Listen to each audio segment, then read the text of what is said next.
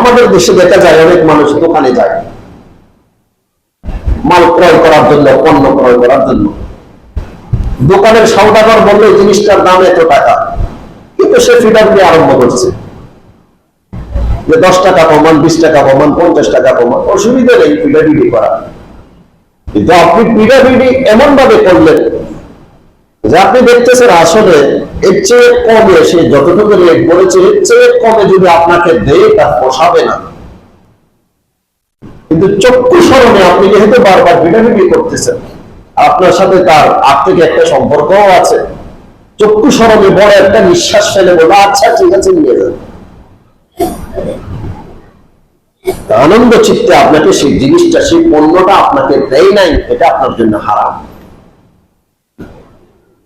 আমাদের দেশে ওয়াজ মাহফিল হয়, সম্মেলন হয়, তাফসীর মাহফিল হয়। অনেক সময় আমরা পাবলিকের কাছে নিয়ে একথা বলে থাকি যে আমাদেরকে মাইক ভাড়াটা আপনি দিতে হবে, প্যান্ডেল ভাড়াটা আপনার দিতে হবে। যাওয়ার সময় 1-2 জন যায় না, দল ঘিরে একেবারে একটা টিম নিয়ে যায় 10 জন 15 জনের। তাকে গিয়ে বলি চাচা কাকা আমরা একটা বড় তাফসীর মাহফিল দিচ্ছি, মাইকের দায়িত্বটা আপনি নিতে হবে। এই বেচারা যদি স্বেচ্ছায় দিতে হয়তো 2000 টাকা দিত, কিন্তু জন্মে গভীর দেখার কারণে, একটা বড় সংখ্যক টিম দেখার কারণে সে লজ্জায় বলে আচ্ছা ঠিক আছে নিয়ে। এই যে মাইক ভাড়া আপনাকে দিয়েছে, প্যান্ডেল ভাড়া আপনাকে দিয়েছে, হারাম, এটা হালাল নয়। সেজন্য মানুষকে লজ্জায় ফেলে প্রেশার দিয়ে কেউ যদি কারো কাছ থেকে সম্পদ, টাকা পয়সা যদি নেয়, সেটা বক্ষণ করা, সেটা ভোগ করা ইসলামে হারাম, কবিরা। এগুলোকে আমরা গুনাহ মনে করি না। অনেক সময় তো আমরা এমনও বলে থাকি যে 2-1 জন গেলে এত টাকা দিবে না, চলো আমরা 10-12 জন একসাথে যাই। তাকে লজ্জায় ফেলে হলেও টাকাটা নেব, তাকে লজ্জায় ফেলে হলেও টাকাটা নেব। কিসের তাফসীর মাহফিল, কিসের সম্মেলন করো তোমরা? অন্যায় পন্থায় মানুষের কাছ থেকে টাকা নিয়ে কিসের সম্মেলন করো তোমরা? কিসের তাফসীর মাহফিল করো তোমরা? এটা ইসলামে হারাম, কবিরা গুনাহ। ঠিক তেমনি ভাবে আমাদের সমাজে কিছু মানুষ আছে রাজনৈতিক প্রভাব কাটিয়ে, নিজের পদবীর প্রভাব কাটিয়ে মানুষের দিকে টাকা পয়সা, ধন সম্পদ এগুলো গ্রাস করে হারাম, কবিরা গুনাহ।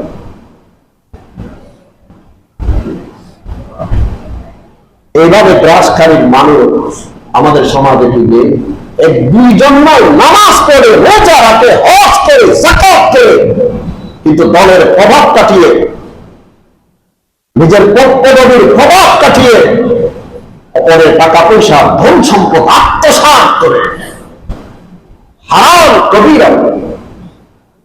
আবার এগুলোকে জায়েজ করার জন্য হুজুরদেরকে দাওয়াত দেয়, চলছে এগুলো আমাদের সমাজে। আর আমাদের একটা নিয়ম হলো খাওয়ার সময় কোনটা হালাল কোনটা হারাম সেটা পার্থক্য করি। শূকরের যদি মাংস বলি, এটা শূকরের মাংস খাই না যেহেতু এটা হারাম। গরুর মাংস বললে খাই যেহেতু এটা হালাল। কিন্তু গরুর মাংস হলে কি সবসময় হালাল হয়? এটা কোন পন্থায় সে উপার্জন করেছে সেটাও তো আপনার দেখা দরকার। খাওয়ার সময় হালাল হারাম পার্থক্য করি, কোন পন্থায় উপার্জিত হয়েছে সেটা আর আমরা দেখি না। সেটা আপনাকে দাওয়াত করেছে, হে মাওলানা তোকে যে দাওয়াত করেছে, এই টাকাটা সে কিভাবে উপার্জন করেছে তুমি মাওলানা সাহেব দেখেছো? এরা তো মনে করে হুজুরদেরকে সামান্য খাওয়াইতে পারলে আমার বাকি টাকাগুলো হালাল হয়ে যায়। কোন আলেমের পেট হালালের ফ্যাক্টরি নয়, কোন আলেমের পেট হালালের ফ্যাক্টরি নয়। আলেমের পেটে সামান্য কিছু হারাম আপনি ঢুকাই দিতে পারলে বাকি টাকাটা আপনার হালাল হয়ে যাবে, এমন কথাগুলো কিতাবে নেই। আল্লাহ বুঝার তৌফিক দান করেন। বলতে চেয়েছিলাম হালাল পন্থায় রিজিক উপার্জন করার জন্য আল্লাহ পবিত্র কোরআনে বলেছেন, ইয়া আইয়ুহার রাসূল, হে রাসূল বলেন, কুলু মিনাত তাইয়্যিবাত ওয়ামালু সালিহা, হে রাসূলগণ হালাল পবিত্র খাবার খাও এবং নেক আমল করো। আল্লাহ দুটি কথা একসাথে বলেছে, হালাল খেতে বলেছে, নেক আমল করতে বলেছে। প্রথমে হালাল খেতে বলেছে, এরপর নেক আমল করতে বলেছে। হালাল খাবারের সাথে নেক আমলের কি সম্পর্ক? মুফাসসিরিনে কেরাম বলেছেন, যে ব্যক্তি হালাল খাবার খায় তাকে আল্লাহ নেক আমল করার তৌফিক দান করেন। যে ব্যক্তি হালাল খাবার খায় তাকে আল্লাহ নেক আমল করার তৌফিক দান করেন। সেজন্য আল্লাহ পাক রব্বুল আলামিন প্রথমে হালালের কথা বলেছে, এরপর নেক আমল করার কথা বলেছে। ইয়া আইয়ুহার রাসূলু কুলু মিনাত তাইয়্যিবাত ওয়া আমালু সালিহা। এরপর আল্লাহ বলেন, ইন্নী বিমা তা'মালুনা আলীম। তোমরা কি করছো না করছো আমি আল্লাহ সব জানি। কোনটা রিজিক উপার্জন করেছো আমি আল্লাহ জানি। মানুষের চক্ষুকে ফাঁকি দিতে পারবে, আমি আল্লাহকে তোমরা ফাঁকি দিতে পারবে। ইন্নী বিমা তা'মালুনা আলীম। সেজন্য শুধু খাওয়ার সময় হালাল হারাম পার্থক্য করলে হবে না। গরুর মাংস হলে খেলাম, শুকরের মাংস হলে খেলাম না। শুধু খাওয়ার সময় পার্থক্য করলে হবে না। কোন পন্থায় গরুর মাংসটা উপার্জন হয়েছে, যে ব্যক্তি আমাকে দাওয়াত করেছে, যে ব্যক্তি আমাকে খাওয়াচ্ছে, কোন পন্থায় সে উপার্জন করেছে সেটাও আমার দেখা দরকার। রিজিক কিভাবে আমরা পাবো, যেটাকে আরবিতে বলা হয় মাফাতিহুর রিজক। রিজিক উপার্জনের চাবিকাঠি। একাধিক গুণে যদি আপনি গুণান্বিত হতে পারেন, একাধিক আমল যদি আপনি করেন, আল্লাহ পাক রব্বুল আলামিন আপনাকে রিজিক দিবে। রিজিকের দরজা আল্লাহ আপনার জন্য খুলে দিবে। এক নাম্বার হলো আত-তাকওয়া, আল্লাহর ভয়ে গুনাহ ছেড়ে দেওয়া। ওমর ফারুক রাদিয়াল্লাহু তাআলা আনহু, উবাই ইবনে কাব রাদিয়াল্লাহু তাআলা আনহু আল্লাহ রাসূলের সাহাবীকে জিজ্ঞাসা করলেন, উবাই তাকওয়া কাকে বলে? উবাই ইবনে কাব বলেন, ওমর জীবনে কোনোদিন কাঁটাওয়ালা পথ অতিক্রম করেছো? ওমর উত্তর দিয়েছে, হ্যাঁ অতিক্রম করেছি। উবাই ইবনে কাব জিজ্ঞেস করলেন, ওমর কিভাবে অতিক্রম করেছো? ওমর ফারুক রাদিয়াল্লাহু তাআলা উত্তর দিয়েছে, এমন ভাবে অতিক্রম করেছি যাতে শরীরে একটা কাঁটাও না লাগে।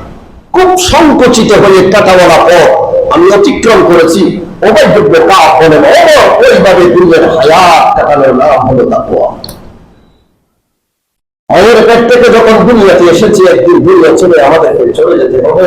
যতদিন পর্যন্ত এই দুনিয়াতে থাকবো, একটা গুনাহের কাঁটাও যাতে আমার শরীরে না লাগে, ওইভাবে জীবন কাটানোর নাম হলো। আমরা মানুষ, আমরা ফেরেশতা না। আমাদের গুনাহ হবে, কিন্তু গুনাহ হওয়ার পর গুনার উপর অটল থাকা, এটা হলো অপরাধ। এটা হলো অপরাধ। গুনাহ করার সাথে সাথে ঈমানদার যারা, তারা বসে থাকতে পারে না, তারা তাওবা ইস্তিগফার করে সেই গুনাহকে মিসমার করে। আমরা মানুষ, আমরা গুনাহ করব, কিন্তু গুনার উপর অটল থাকা এটা হলো অপরাধ। গুনাহ হওয়ার সাথে সাথে আমি যদি জানি যে আমি একটা পাপ করেছি, সাথে সাথে আল্লাহর কাছে তওবা করেন, ইস্তিগফার করেন, যাতে আপনার গুনাহটা মুছে যায়।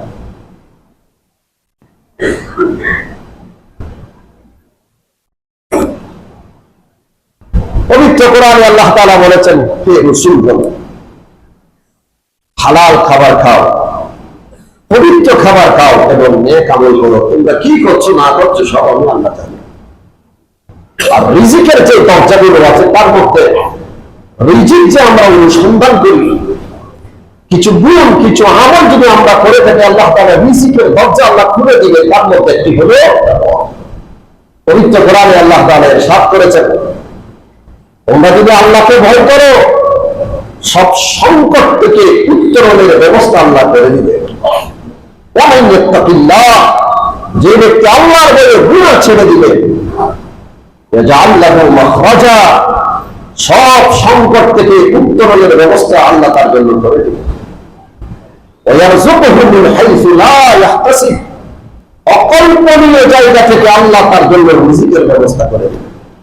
রিজিক মানে শুধু টাকা পয়সা নয়, ভালো টাকা, এটাও রিজিক।